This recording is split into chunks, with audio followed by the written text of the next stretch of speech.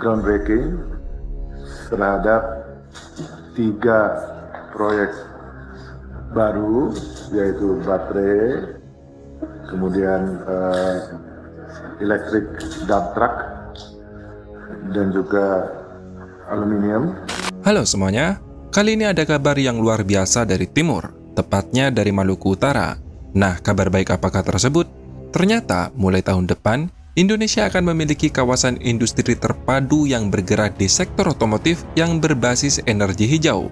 Dan kawasan ini benar-benar luar biasa. Mengapa? Karena mencakup pengolahan nikel, pembuatan komponen baterai, hingga perakitan kendaraan.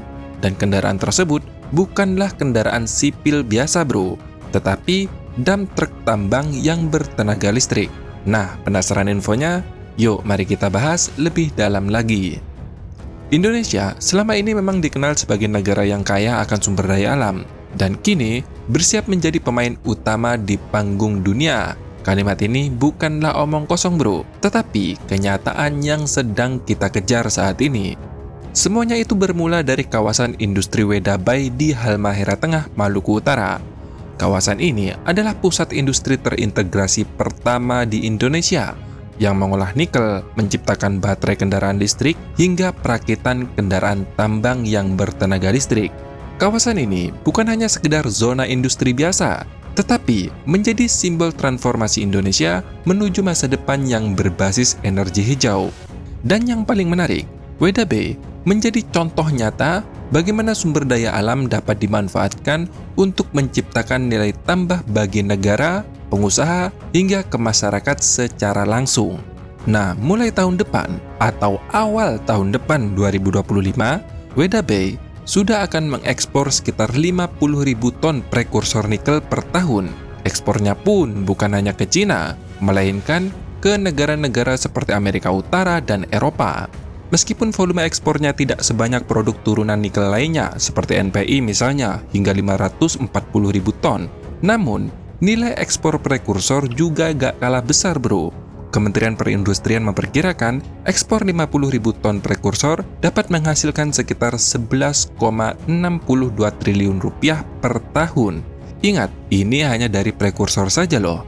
Dan itu belum termasuk produk turunan nikel lainnya, seperti NPI atau nickel pig iron, ferronikel, nickel matte, dan lain-lain. Tetapi memang produk yang paling hilir dihasilkan oleh Weda Bay saat ini masih di prekursor bro. Dan memang ini merupakan produk paling hilir dalam industri pengolahan. Kalau sudah masuk ke Kadota, itu sudah masuk industri manufaktur perakitan baterai, bukan pengolahan lagi. Karena prekursor biasanya sudah dikirim langsung ke pabrik baterai. Nah, meskipun demikian, pencapaian ini tidak membuat Indonesia puas. Saat ini, Weda Bay juga tengah mempersiapkan langkah yang lebih besar untuk memproduksi baterai kendaraan listrik. Weda Bay melalui PT REP Batero Energy akan memulai produksi baterai kendaraan listrik pada tahun 2026 dengan kapasitas awal sekitar 8 gigawatt dan akan meningkat pada tahun 2027 sebesar 20 gigawatt. Dan diperkirakan nih, proyek ini akan menciptakan lapangan kerja baru bagi sekitar 2.800 tenaga kerja. Tentu, ini menjadi kabar baik bagi masyarakat, khususnya bagi masyarakat lokal. Selain itu, Weda Bay melalui PT King Tua Automotive Manufacturing juga akan memproduksi off-road pure electric mining dump truck atau dump truck yang bertenaga listrik. Nah, kabarnya ada 3 jenis dump truck listrik yang akan dirakit di sini dengan kapasitas baterai mulai dari 282 kWh, 323 kWh, hingga 375 kWh. Saat uji coba yang dilakukan pada April 2024 yang lalu, kawasan ini menggunakan truk yang bermerek Segment, dan besar kemungkinan Weda Bay akan memproduksi segmen X5000E dump truck dengan konfigurasi 8x4. Selain itu, Kingto Automotive sendiri memang mempunyai hubungan erat dengan Segment. Salah satunya Kingto Automotive Part Manufacturing atau induk dari Kingto Automotive Manufacturing. Nah, perusahaan ini adalah salah satu pemasok utama komponen dan aksesoris untuk kendaraan Segment di Cina. Jadi sangat relevan lah jika memang segmen yang akan diproduksi di Indonesia. Menariknya, selain dump truck listrik, Weda Bay juga akan memproduksi peralatan konstruksi, peralatan pengisian daya, hingga suku cadang kendaraan. Total investasi tahap pertama proyek ini mencapai 693 juta US dollar atau sekitar 10,74 triliun rupiah. Nah, gimana? Luar biasa bukan? Kawasan Weda Bay bukan hanya membawa keuntungan bagi negara bro, tapi bagi pengusaha hingga ke masyarakat langsung. 2021 kemarin, kawasan ini telah menyerap sekitar 24.000 tenaga kerja dengan 92% pekerja lokal. Hingga Juni 2024 atau data terbaru, lebih dari 47.000 pekerja telah mendapatkan pelatihan di berbagai bidang seperti welding, loader, hingga trailer.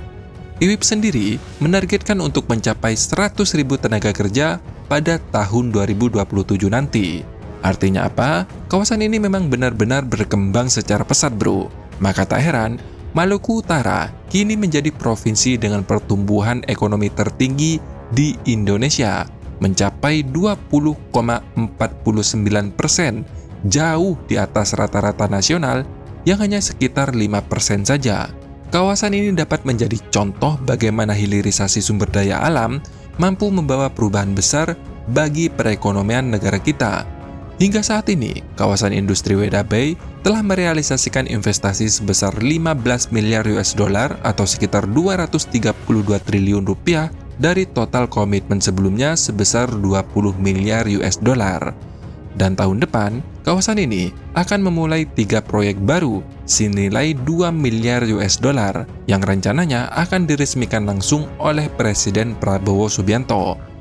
Selain itu, yang lebih penting adalah melihat dari kesiapan kemungkinan IWIP akan mengundang Bapak Presiden untuk beliau melakukan groundbreaking terhadap 3 proyek baru, yaitu baterai, kemudian electric dump truck, dan juga aluminium.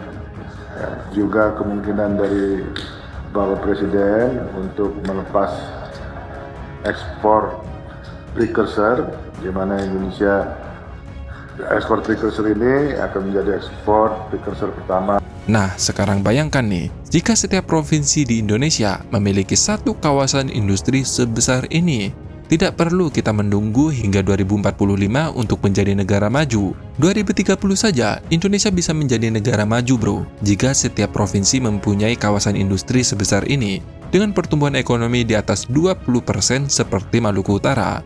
Nah, kita doakan saja, semoga kawasan industri seperti Weda Bay menjadi inspirasi bagi seluruh wilayah di Indonesia, khususnya bagi pemerintah-pemerintah daerahnya. Bagaimana menurut kalian? Luar biasa bukan? Silahkan tulis pendapat kalian di kolom komentar. Terima kasih sudah menonton, semoga informasi ini bermanfaat. Sampai jumpa di next video. Dadah!